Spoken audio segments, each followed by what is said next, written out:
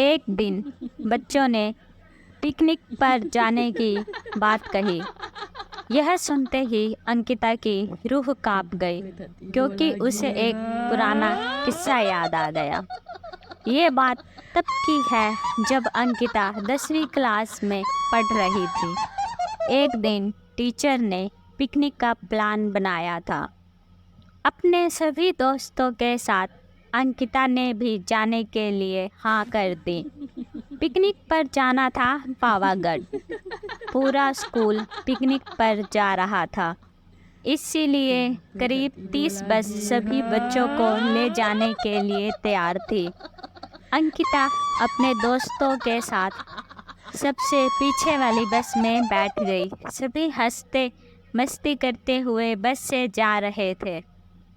तभी कुछ दूर जंगल के पास पहुंचकर उसी बस से तेज आवाज़ आई। ये वक्त रात के करीब 1:30 बजे का था। ड्राइवर गाड़ी से बाहर निकला तो उसे पता चला कि टायर फट गया है।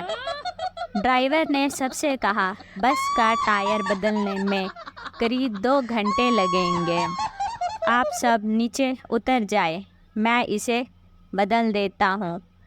आप लोग पास के ढाबे में जा सकते हैं, वहाँ गरम गरम चाय पी लीजिए और मैं इस टायर को फटाफट बदलने की कोशिश करता हूँ। ड्राइवर की बात सुनकर सभी बस से उतर गए और पैदल चलते हुए पास के ढाबे में पहुँचे। वहाँ एक बूढ़ा व्यक्ति चाय बना रहा था। इतनी रात को ढाबा खुला हुआ था। किसी इंसान को चाय बनाते देख सभी को हैरानी हुई। उस बूढ़े इंसान ने कहा, आप सब चाय पी लीजिए, यहाँ अक्सर लोगों की गाड़ी खराब हो जाती है, इसीलिए मैं भी अपना ढाबा हरदम खुला रखता हूँ।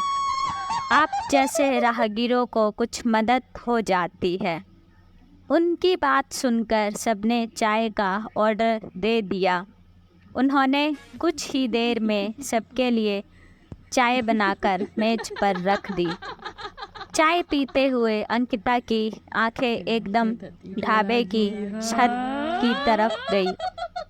वहाँ अंकिता ने एक औरत को सफ़ेद रंग की साड़ी में खुले बालों में लहराते हुए देखा। कुछ देर बाद वो ज़ोर ज़ोर से हंसने लगी। भले ही हंसने की आवाज़ किसी को सुनाई नहीं दे रही थी, लेकिन अंकिता ने उसे मुंह खोलकर हंसते हुए देखा था। ये सब देखकर अंकिता ने डर के मारे आंखें नीचे झुका ली। कांपते हुए किसी तरह से अंकिता ने चाय पीना दोबारा शुरू ही किया था कि उसी वक्त जोर जोर से किसी के चिल्लाने की आवाज़ जंगल की ओर से आने लगी। ढाबे में बैठे हुए सभी बच्चे और टीचर उस आवाज़ को सुनकर डर गए। सबको डरा हुआ देखकर उस बूढ़े इंसान ने कहा, मैं देखकर आता हूँ क्या हुआ है, आप लोग यहीं बैठे रहो। इतना कहकर वो आवाज़ की तरफ बढ़ने लगा। तभी एक लड़की को खून की लगातार उल्टी होने लगी। उसकी हालत देखकर दूसरे बच्चों की भी हालत खराब हो गई। उसी समय एक टीचर ने कहा, तुम सब आग जलाओ और उसके बगल में बैठ जाओ। सबने मिलकर आग जलाई, गोल घेरा करके बैठ गए। टीचर ने सख्त लहजे में सबसे कह दिया, अकेले कोई कहीं नहीं जाएगा। वैसे भी सब इतना डरे हुए थे कि अकेले कहीं जाने की हिम्मत नहीं थी। आग के पास बैठे बैठे 3 बज गए। तब कहीं जाकर वो बूढ़ा इंसान जंगल से लौटकर आया। उसने सबकी तरफ देखा और कहा कि उस चीख को सब भूल जाना, नहीं तो जीना मुश्किल हो जाएगा। इतना कहकर वो ढाबे के अंदर चला गया। तभी ड्राइवर भी टायर बदलकर बस लेकर ढाबे के पास पहुंचा। सभी लोग भगवान का नाम लेते हुए उस बस में बैठ गए। टीचर ने बस में बैठते ही सबको कहा, कोई एक दूसरे से बात नहीं करेगा, सीधे सब सो जाओ। टीचर की बात मानकर सब चुपचाप बस में ही सो गए। उसके बाद पिकनिक स्पॉट पर पहुँचे और करीब एक हफ्ते बाद घूमकर आए।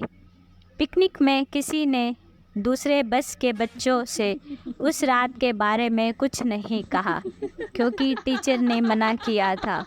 पिकनिक से लौटते ही सबने अपने दोस्तों और दूसरी क्लास वालों को इस भूतिया कहानी के बारे में बताया।